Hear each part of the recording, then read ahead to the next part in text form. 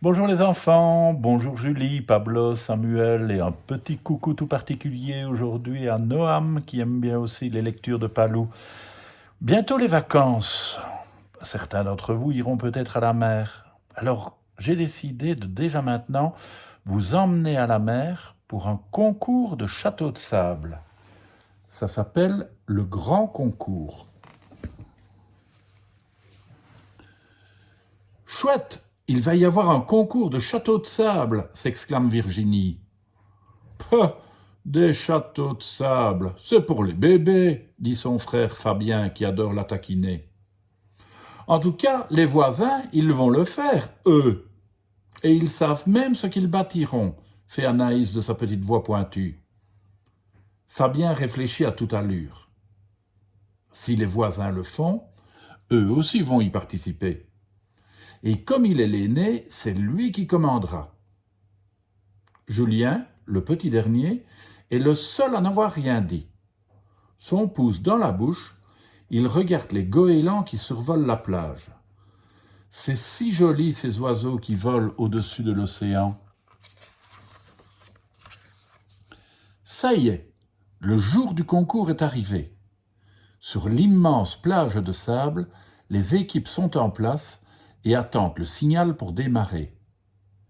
Armés de seaux, de pelles et de pioches, Fabien, Virginie et Anaïs guettent leurs voisins avec un petit sourire.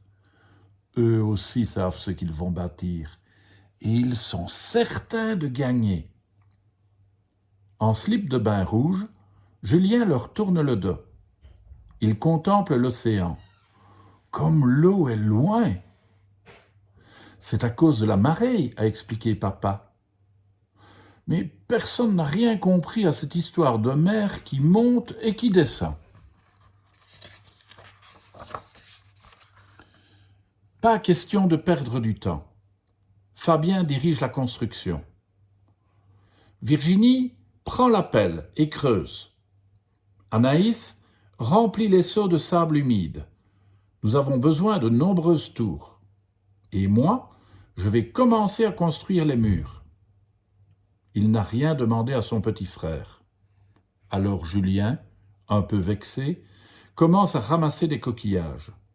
Ils ne serviront peut-être à rien. Parfois, il trouve la coquille vide d'une palourde, et quand il la porte à son oreille, il entend le bruit des vagues.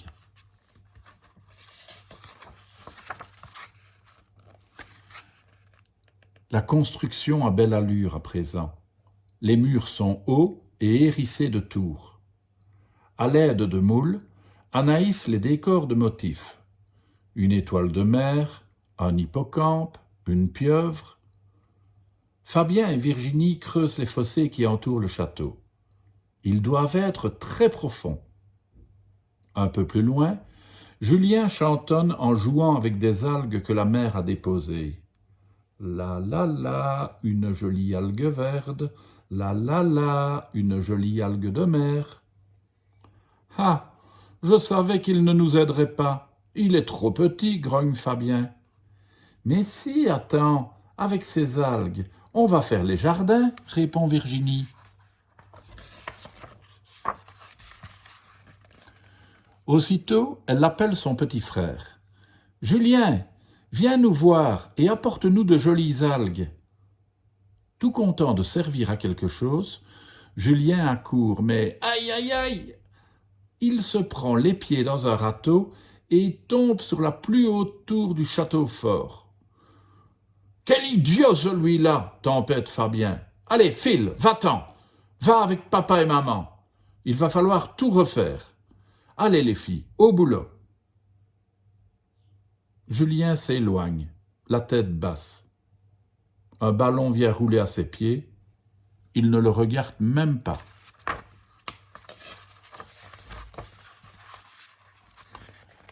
Allongée sur un grand drap de bain multicolore, maman lit un roman. « Ils ne veulent pas de moi !» sanglote Julien en se laissant tomber à côté d'elle. Maman est très prise par sa lecture. Elle répond « Ce n'est pas grave, mon chéri, reste ici pour jouer. »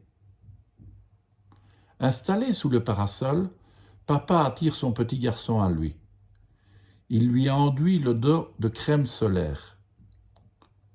Tu sais, je crois qu'ils vont avoir besoin de toi. Écoute-moi bien. Il se penche et il lui chuchote quelque chose à l'oreille. Julien, avec un grand sourire, s'empare alors de la grande pelle et marche jusqu'à la mer sans rien dire. Et il commence à creuser. Il creuse, il creuse, il creuse. Mais que creuse-t-il donc à toute allure, sans s'arrêter ? Vite, vite, nous n'avons plus beaucoup de temps. Il faut remplir les fossés, crie Fabien à ses deux sœurs.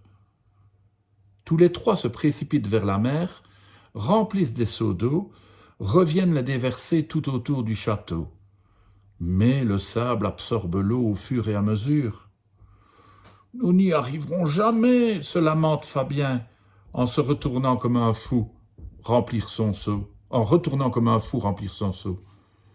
À côté, leurs concurrents ricanent. Ils ont bâti une pyramide, eux, et ils n'ont pas besoin d'eau. À l'autre bout de la plage, le jury se rassemble. Anaïs a les larmes aux yeux. « Nous n'avons pas fini !»« Il faut de l'eau, les filles, encore de l'eau !» s'entête Fabien. Julien creuse à toute allure. Les vagues arrivent et un peu d'écume se dépose sur ses pieds. Il ne s'arrête pas. Le jury a commencé sa promenade parmi les nombreuses constructions et les fossés du château fort sont toujours vides.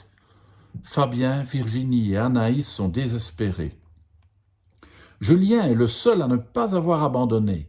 Il creuse, et la mer monte.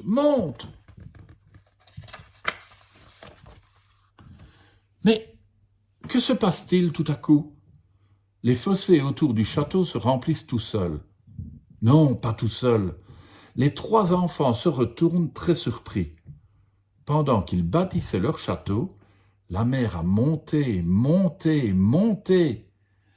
Et grâce au canal creusé par leur tout petit frère, l'eau arrive naturellement dans les fossés.